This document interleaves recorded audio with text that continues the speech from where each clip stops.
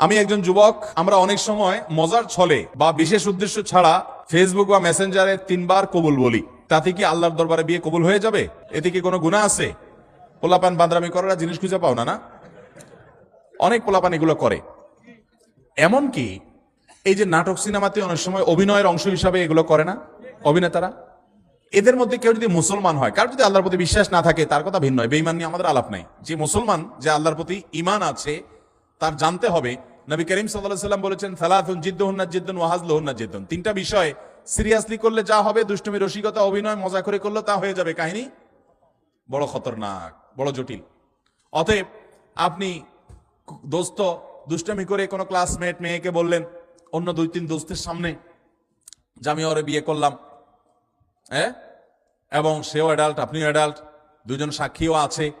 আর বিশেষ করে নাটকে যেটা হয় যে অভিভাবক অনেক সময় থাকে, যদি সত্যিকার অভিভাবক থাকে, কারণ তো সব বকওয়াস অভিভাবক। মেয়েদের তো বিয়ে অনেক আমাদের মতো মেয়েদের বিয়ে অভিভাবক ছাড়া হয় না, কিন্তু হানাফি মাযহাব অনুযায়ী অভিভাবককে জরুরি না, যদি অ্যাডাল্ট হয়ে যাবে তাহলে সেক্ষেত্রে হানাফি মাযহাবের আলোকে এই বিয়ে হয়ে যাবে। 2জন সাক্ষীর সামনে শুধু বলছেন প্রস্তাব, সে বলছে কবুল, দুষ্টামি করে বলছেন, বস কাহিনী খতম হয়ে গেছে।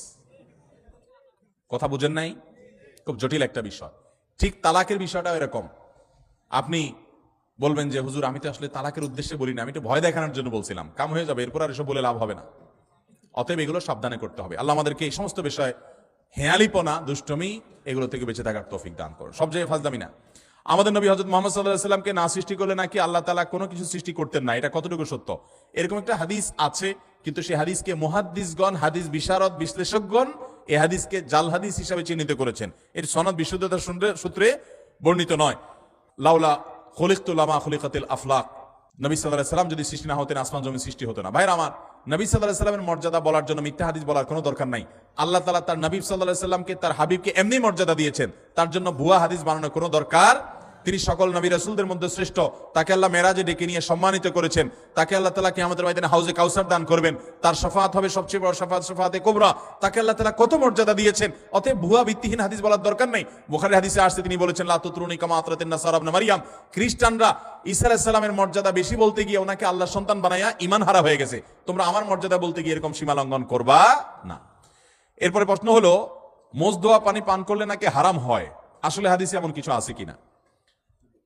মোষ ধোয়া পানি খেলে বা মোষ লাগলে কোনো কিছু খেতে গেলে সেটা হারাম বলে হয়। হারাম তো পরের কথা, অনেকে বলে মাকরুহ, হারামও হবে না মাকরুহও হবে না। কারণ মোষ যদি থাকে আর পানি যদি আপনি খেতে যান, তো একটু আধটু লাগবেই লাগবে, যত ছোট থাকুক একটু হইলেও লাগবে। এখন যদি বলেন যে না আমি লাগাবো না, তাহলে মোষ বড় রাখতে হবে অনেক, এবং সে মোষ কিছু একটা দিয়ে চিমটি দিয়ে ধরে মুঠে ধরে তারপর খাইতে হবে। এছাড়া তো আমি কোনো উপায় দেখি না। কারণ যদি ছোট ছোট মোষ হয়, পানি খাবে না, লাগবে না, তাহলে ঠোঁট ধরে উঠে রাখতে হবে। তাহলে বোঝা গেল এটা ভুয়া ভিত্তিহীন কথা। মোষ যদি লেগে যায়, ইচ্ছাকৃত তো মোষ ধোয়া পানি, মোষ ধোয়া খানা, মোষে লাগলে সেটা খাবেন না আপনি। কারণ হলো সেটা তো আর পরিষ্কার করে হওয়ার সময় জীবাণু থাকতে পারে, ধুলাবালি থাকতে পারে। ইচ্ছাকৃত এটা করেও না কেউ, কিন্তু অনিচ্ছাকৃত যেটুকু লেগে যায়, এটার কারণে হারাম তো দূরের কথা, মাকরুহ হবে না। এটা ভিত্তিহীন কথা। কথা বুঝাতে পারছি তো? যাই হোক, তো মোষ ধোয়া পানি খেলে বা কিছু খেতে গেলে মোচে লেগে গেলে আসলে কোনো গুনাহ হবে না।